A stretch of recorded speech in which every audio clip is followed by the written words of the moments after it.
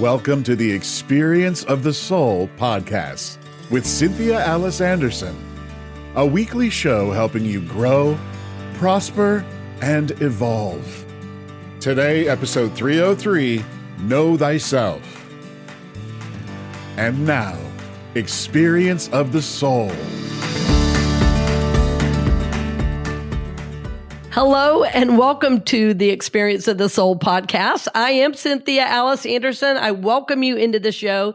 Friends, today is a beautiful day. It's a great day to be alive, and praise God for my coffee. I needed a little bit this morning, and so happy to be in the studio with my good friend and producer, Mr. Sean Kilgore. Good morning, everybody. Welcome. It is Monday, April 8th, and this is episode 303 of Experience of the Soul, Know Thyself. Wow. The way you said that, I almost felt a character coming out, Sean. Oh, really? No, we were just talking about Fiddler. Maybe I was doing my Tevye. Yeah, right. Oh, yes. Oh, wow. Yes, that show, it was fun talking with you about that. And it's funny that the topic today is Know Thyself, because our histories are not dissimilar in terms of our love of music and musicals. And you've been a little more on the acting and singing side than me. And I've been a little more, I think, in the orchestra or conducting side. But I think we both grew up on those kind of things, didn't we? Yep, definitely. I always said I got my love of musical theater from my mom and my love of 70s classic rock from my dad, because my mom, everything was show albums and yes. And then my dad was at like Styx and Crosby, Stills, Nash and Young, which I still listen to almost every day. Right. Well, I was going to ask, does he also like muscle cars? Yeah, not so much, but Well, I love that 70s rock too. To me, well, what we now call rock is not even rock to me, but I'm showing my age, obviously. Yeah, these kids today with their rock music. Exactly. I do kind of like muscle cars, but that's another story. And classic episode. Trucks and classic trucks. Yeah. Well, it's interesting. Know Thyself, right? You gave us the title, but before I got into today's show, after the last show, you and I were talking, and I want to bring our listeners a little bit up to speed because, first of all, I can't believe we're already this far in April, and the year for me has flown by. There's been a lot of, releasing and letting go, and our last couple of shows, as always, I'm bringing everybody along with me. The last show we talked about new beginnings, and then we were saying that, to live from soul, we have to ground ourselves so that it's more not easy, but that we can integrate, I guess, better and on a more regular basis if we use several grounding techniques. And afterwards, you and I talked, and I know that there's some a technique you use that was kind of similar to what I was speaking about. So I wanted you to give a little bit of your journey, Sean, just because I want our listeners to get to know you a little bit as well and hear about your journey. Excellent. Well, yeah. So when I first found you back in the day, I grew up in religion. I grew up raised Lutheran, right. And I definitely fell out of that as I became older and started to discover who I was and learned what they thought about who I was. And I didn't think that there was a place for that God in my life. It didn't seem like there was too a way judgmental. Forward. Yeah. And then when I found you, that was really the beginning of what has been my spiritual journey. And it has grown immensely. This has been 13 years now, if you can believe that. 13 years ago was the very first time I ever met you and came to see you. And so where I'm at right now is I'm in a place where I have grown. I feel like I have prospered and I have evolved, under your spiritual leadership. And it's just been an amazing journey. And as we were talking about, being outside and being in nature, that's something that's getting grounded. Yes, getting grounded. Yeah, that's a huge thing for me too. I'm born in July, so I'm Cancer. I love the water. I love being near the water. I love being near the beach, but I also love being out in nature too. And that was one of the things that I was talking about. Was one of the things I love to do is meditative walking. So you're not walking, with the purpose of like exercise or burning calories. You're walking with the purpose of just being with nature, taking it all in. And one of the things that I listen to while I'm doing that is this pretty long recording of like ethereal kind of music, and it's a voiceover, and it's a guy saying, I am loving awareness, and just over and over and over. And as it is, as you say it changes. The meaning changes each time. I am loving awareness. I am loving awareness. All of those types of things. And just to stay in that energy for 30, 40 minutes while walking and looking at the trees and smelling the smells of the leaves. And, if it had just rained, I love that smell of wet dirt, I do wet earth, totally true. Totally true. Yeah. But where I am today is, largely due and thanks to your leadership. And I mean, I couldn't be more grateful and more appreciative. And I really feel, that I'm living my purpose. I knew that I had a greater purpose, and helping you get your message out there, it has made me feel so on purpose. So. Oh, I love it. And thank you for saying that, Sean. Of course, I'm honored to support you. And I had a doctor friend one time say, he was a chiropractor, and he said to me, 90% of your healing happens after you leave my office. And I was like, well, that's true, isn't it? And that what you're saying is true spiritually as well, because I can give the message and I can talk about my journey, and I love to do it, and I will keep doing it. But it's what you do in taking it forward in your own life that makes the healing. So, happy and glad I can support, and I want to honor you for your work. And that's really, you're totally and perfectly leading us into what today is, because it is about know thyself. I think we even said already, that's the title, know thyself. And your journey with walking in nature and, and just, doing that spiritual work, that is the deeper knowing of knowing oneself. And what our world says, and this as well as I do, Sean, especially as an actor, as somebody who's, performed a lot, that people love when we're a character. And in life, we often take on this idea that we're a character, and we don't get to know what's under there, the real self. And even though you play an actor on TV, you in truth, you're doing that real work. Know thyself. Yeah. I remember the very first time I ever heard you say, and this isn't going to be an exact quote, but it was that's fine. That's fine. Something to the effect of, it doesn't end here on Sunday. When you're there and you're at church, you got to keep church. You got to focus and make it and keep it with you throughout the week, every single day. You have to make time for that spiritual connection every single day. And that was, many, many years ago. I heard you say that, and that's really what changed the game for me, and what brought me to this place. So yes, well, and again, you're saying something very important, because even with daily work, life is still a challenge, because that's life on life's terms. But it's less of a challenge when you are seeking to live from love, seeking to live from soul, seeking to live, like you said, on purpose. And it's one of the reasons I happen to have right here my intentions journal. It was interesting. I was telling Sean before we came on today too, that I, for years, this used to be a series of notebooks. Then I, moved it into worksheets. So I was being thrifty, and I was finishing up my own worksheets before I went to my own journal, which is hilarious, because I had a box of journals sitting here, but great. I couldn't waste, the other one. And as the mom and me came out, like, use it up, That's paper. That's good paper. That's good paper.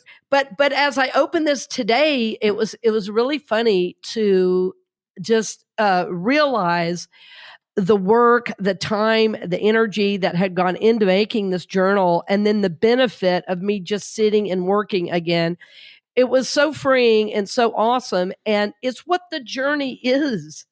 One of my favorite quotes, which I actually heard from a therapist friend. I don't think I read it in school because, I went to a Christian school and people like Socrates were evil. And, but the phrase is, or the statement is, the quote is, an unexamined life is not worth living. That's Socrates. An unexamined life is not worth living. And I first heard that statement in my late 20s when I was learning about codependence, when I was learning about how when you grow up in an alcoholic family and you take on behaviors, that was when I found Al-Anon, and I realized my life up to that point was largely unexamined. I was simply going through the motions. So, Sean, you sharing your journey lets our listeners know you're really living it too. You're really seeking to live a spiritual life. And that's what this is all about today. An examined life, not an unexamined life, right? An examined life where we're becoming conscious, where we are becoming aware, where we are moving into what is ours to do on a soul level.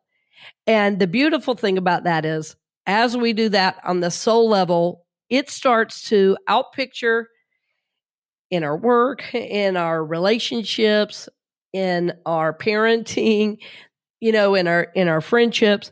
So the idea, know thyself, this is an ancient idea.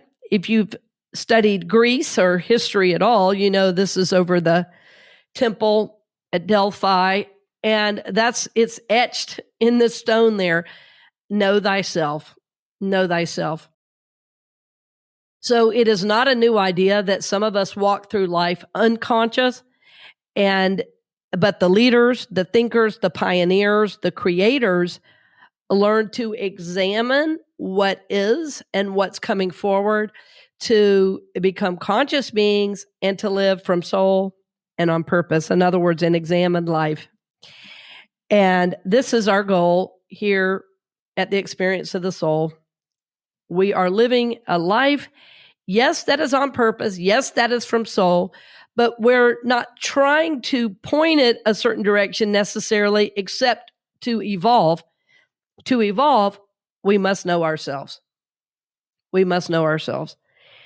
And the reason I love to use quotes and phrases from times gone past is because the teachings I teach are eternal.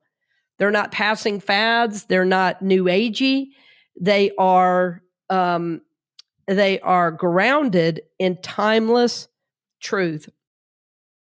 It's why when I quote the scriptures, I try to give you strong examples of how even in biblical times, they were struggling with the very same things. As a matter of fact, the scriptures in the Gospel of Thomas, and if you've never heard of the Gospel of Thomas, I want to encourage you to do a little research on that. It's many people call it some of the hidden Gospels or the lost Gospels. But there's a great statement from the Gospel of Thomas, and luckily Sean can put that up on the screen. If you bring forth what is within you, what you bring forth will save you.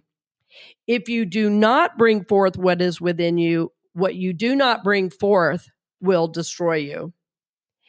And friends, I have never read a more true statement. I'm going to read it one more time, just in case you're just listening and not able to watch. I want you to get this. If you bring forth what is within you, what you bring forth will save you. If you do not bring forth what is within you, what you do not bring forth will destroy you.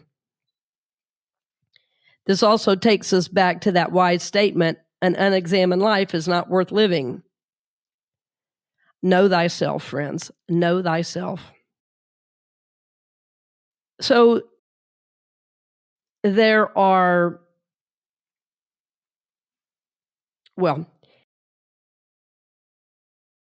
what keeps us from doing this, from knowing ourselves, from examining what's within us, is we've lived from this created facade for so long that we have mistakenly started to believe that our personality is our whole and complete self. I've done this myself. We all have. Any spiritual leader or teacher who says they haven't is not being truthful, because every leader of any kind knows that the temptations of the personality are constant. Why is this so? Well, when we're growing and developing as human beings, we grow up in families, many of whom are lovely. They're good people. They're doing the best they can, and I would include my own family in that. I've shared some of the hard stuff, but did I know I was loved? Yeah, absolutely. I knew I was loved. Well, part of how a human develops is they take on certain characteristics to get their needs met.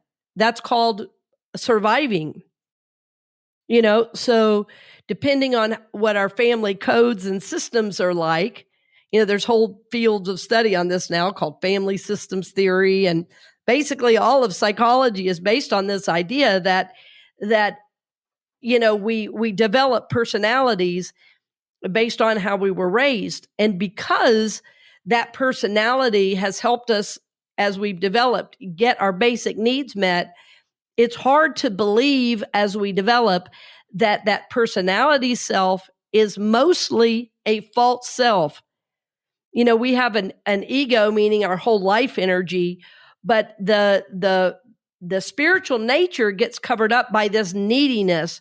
Well, when we're babies and we're needing love and we're needing to survive and we're needing to be held and we're needing food and we're needing water and we're needing love, we'll do whatever it is to get those people around us to love us. And so it's like, it doesn't matter whether you're young or old at this point in life. It doesn't matter if you're white or black, if you're Asian, if it just, none of that matters. If you're a human walking around on the planet today, you had to learn to get those needs met to grow and develop. And that's how your personality was created. And because to get those needs met, you had to shift and change and move, which again is all a part of a normal development. Parts of your authentic self, parts of your spiritual self, parts of your, I will say it this way, your personal and spiritual power are hidden. It's like you start as this, a teacher friend of mine, Robert Brummett, who I quote often, used to say, it's like, you start as this whole piece of cheese, and as we develop, you get little holes in it so that by the time we're grown-ups, we're kind of like Swiss cheese walking around. And I always thought that was a funny example, but it gave me the visual to think about, well, isn't that how it is? Because parts of us go hidden, parts of us seem to even go missing, and we're walking around as if everything is okay. We're walking around as if this is how I am right now is my only reality. And I'll even speak specifically. For me, I can attach to my position. I can attach to how well I'm known or things like that, and make that mean that is my whole identity. For instance, when you're a minister, people only see you as a minister, not as a person. Well, when you've done it for a while, like I have, pretty soon you start taking on other people's projection of you. And I have certainly done that. As a matter of fact, just about every year, I take myself up the 7 steps, which is a forgiveness and release process. And we can put that in the show notes for you, a link to that. I'm going to make a note to do that, a link for the 7 steps. And I'll do that process. And I not only forgive, I take my current understanding of my personality up those steps and release it to God, because I'm trying to get back to my authentic, real self. And I'll give you some examples of what I mean. So I said, as a minister, people only view me one way. people would never imagine some of the things I enjoy doing in my personal time because that does not fit their definition of minister. It's why when I was doing the Sunday night worship, it was one of the reasons, I should say, that I did a series about, I called it the spiritual roadmap, because I love to drive so much and I love cars and I love learning about cars and trucks and classic trucks. And I love going fast and I love experiencing new things. Well, for some people, that doesn't fit the title or the understanding of minister. So one of the reasons I spoke to it publicly for me was it was a way for me to start releasing some of that projection of myself. Sometimes I project on my own self. A minister shouldn't do these things, even though there's nothing morally wrong, of course, with loving cars or things like that. I love going to Broadway shows. Well, maybe not. Would a minister do that? So all this to say, these are a few ways that I know people project onto me, and my work is to come out of that projection and live from my true self. Well, how do I know those projections are there? Know thyself. Know thyself.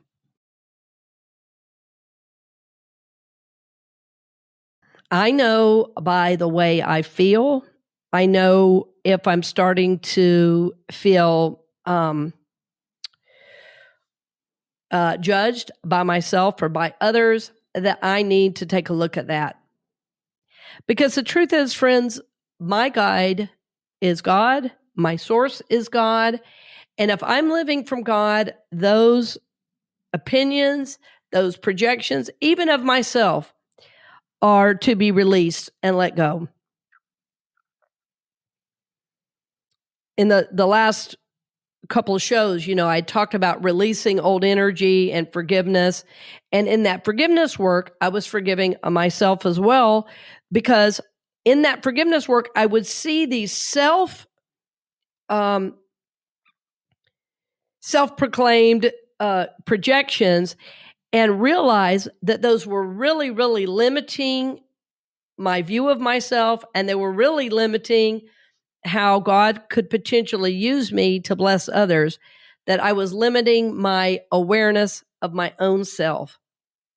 And I was trying to go different directions, trying to do different things.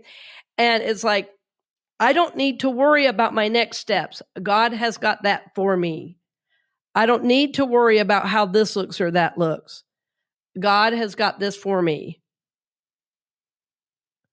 So knowing thyself, it's like I want to watch my internal reactions when things happen. I want to watch my attachment to my quote unquote image. I want to release others' projections of myself. Now, sometimes to know thyself, we need help and support. Sometimes that means working with a therapist one-on-one. Most often, I've noticed recently, several of my clients that I'm working with now have worked with therapists for years and years, and the therapists have no spiritual understanding. And so what ends up happening is they are constantly reliving, regurgitating, re-traumatizing themselves by revisiting the past so much that they're not able to move forward. And so in my work with people, we are looking through a spiritual lens. And so not only are we seeing the personality, but we're seeing what's under the personality, trying to come forward and nurture that. And then some of those tendencies of the personality drop away automatically. They don't have to be gotten rid of by a medication or necessarily, or they don't have to be overly analyzed. Sometimes those parts of the personality need to be released. Sometimes they need to be loved. Sometimes they need to be nurtured. So, know thyself. So if you are feeling a little stuck right now or not sure why things aren't working, it's time to pause and do some inner work. I really want to encourage you, if you're feeling stuck to the point of depression, to please, please, please reach out to someone. There is a depression hotline. There's a suicide hotline. We'll put those for you in the show notes to make sure that there's support for you there. I can support you, on a support call. Please, please, please reach out. But friends, when you try to do life from the personality, it is always a dead end because the personality is rooted in limits. The personality is rooted in survival, not in thriving at the level of the soul. So the personality will keep you small, it will keep you stuck, and it will keep you very myopic in your approach to life. And the soul will constantly be expanding you, bringing you into your next steps. It's a miracle to live from soul. It really, really is. The personality is so limited. The personality will tell you you only need to worry about money, and as long as you have money in the bank, everything is okay. Get what you want. The one with the most toys wins.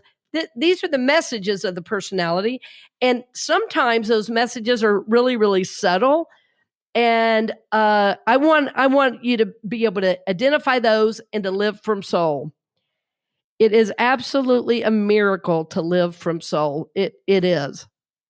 The freedom I feel in my life right now is so beautiful. And I really have to say that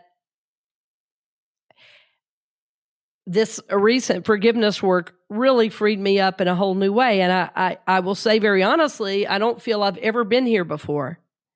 Now, if you listened to the show 2 years ago, I probably said that then. And you know what? Well, that was true for then too.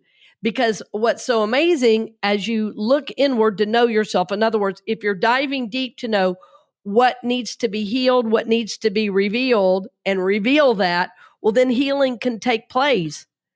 And so as the healing takes place, it's like your energy all of a sudden feels lighter and you feel more at peace and you feel more joy.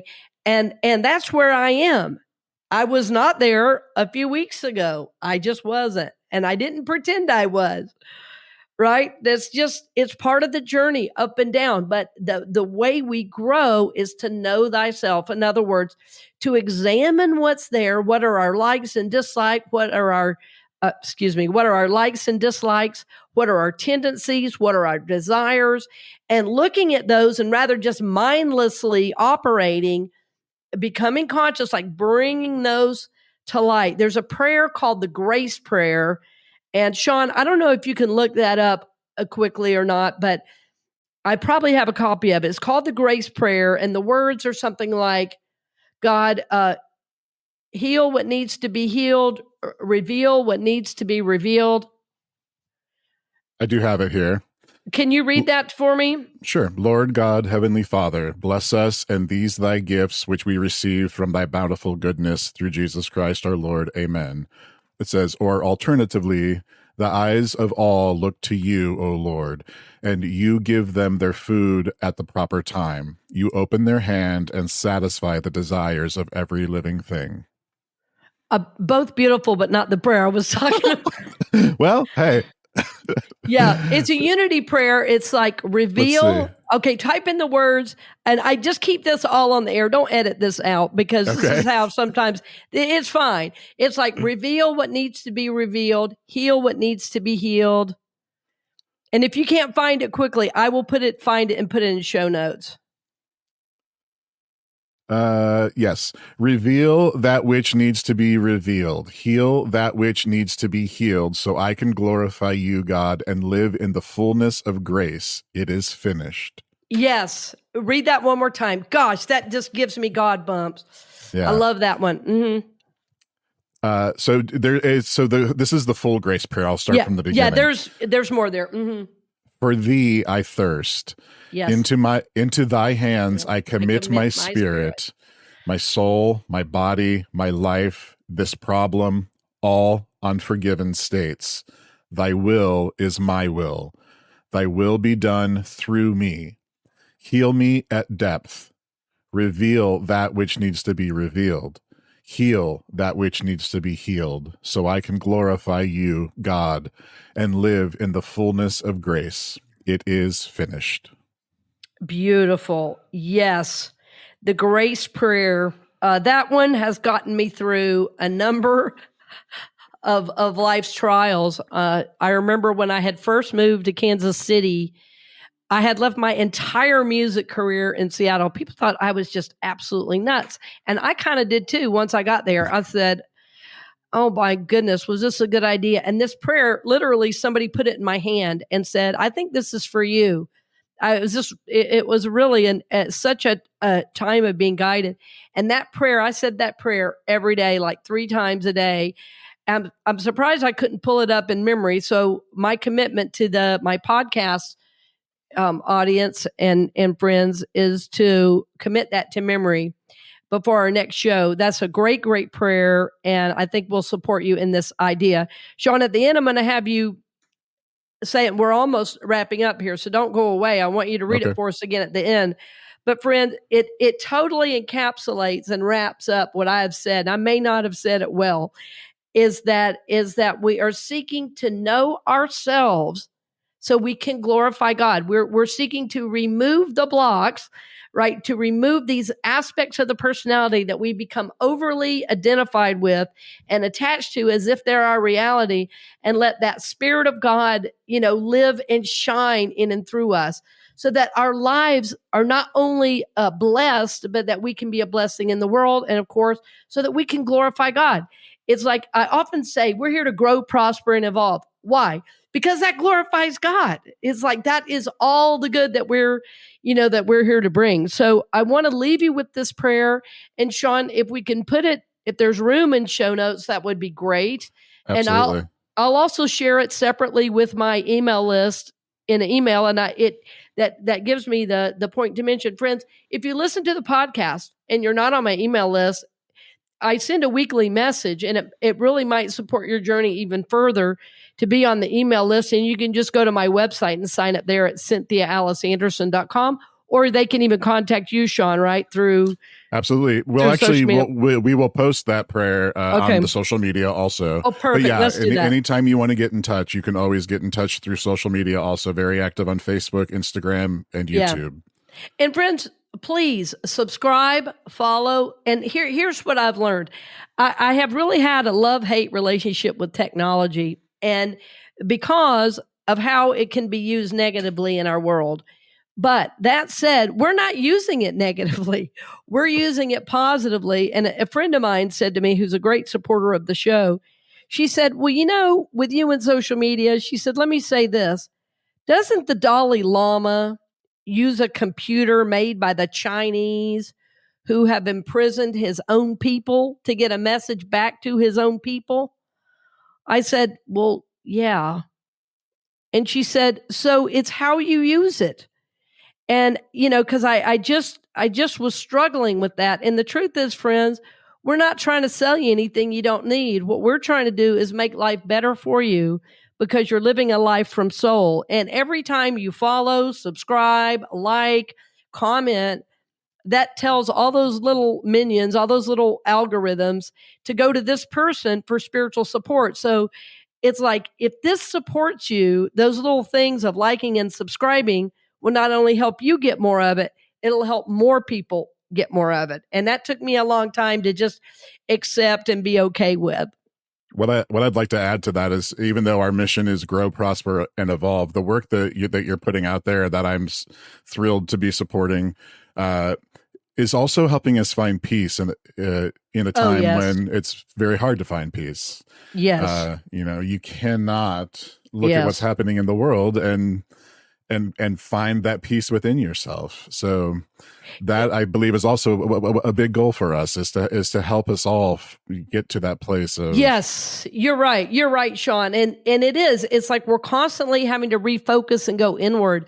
The world around us is full of, there's so much evil. And I'm going to do a show on the problem of evil, as a matter of fact. And we're going to start addressing some of the larger problems and then how to deal with them individually. And, my shows are always so individual, but it is so that you can go out there and live, and like you say, Sean, and recenter and have a life of peace in a world that seems full of evil and chaos. So, absolutely. Well, friends, thank you so much for joining us today. I want to leave you with this prayer. I want to have Sean read it to you, the grace prayer. And of course, our hope and prayer is that you take this in, that you work this, and that you seek to know more of yourself. And as you do, you're going to find, as you know yourself, you're going to find more of God, right? So that is our hope, and that is our prayer. Amen. The Unity Grace Prayer. For thee I thirst, into thy hands I commit my spirit, my soul, my body, my life, this problem, all unforgiven states. Thy will is my will. Thy will be done through me. Heal me at depth. Reveal that which needs to be revealed. Heal that which needs to be healed, so I can glorify you, God, and live in the fullness of grace. It is finished. Beautiful. Thank you so much. Blessings on the journey, dear friends.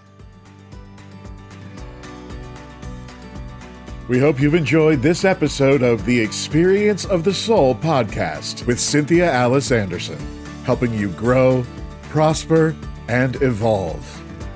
This podcast is made possible because of listeners and viewers just like you. If you would like to support the podcast with your tax-deductible contribution on an ongoing basis or through a one-time gift, head on over to experienceofthesoul.com/support. The Experience of the Soul podcast is copyright 2024 Cynthia Alice Anderson, all rights reserved, and is produced by Sean Kilgore.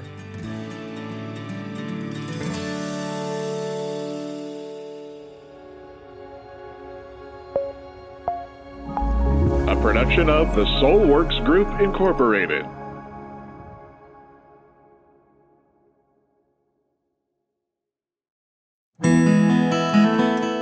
Hey friends, Sean here, your Experience of the Soul producer. I want to take a moment to tell you about something truly exciting. The Soulworks online community, created by your host, Cynthia Alice Anderson, and available on the Mighty Networks app. If you're looking for a place where you can explore your spiritual path, connect with others, and grow in a meaningful way, then this is for you.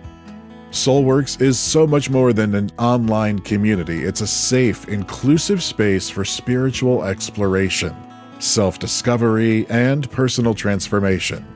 Inside the community, you'll find everything from uplifting spiritual studies to soul-centered growth practices, meditations, affirmations, and so much more. It's a space where you'll always be supported and never judged. The best part, membership is free.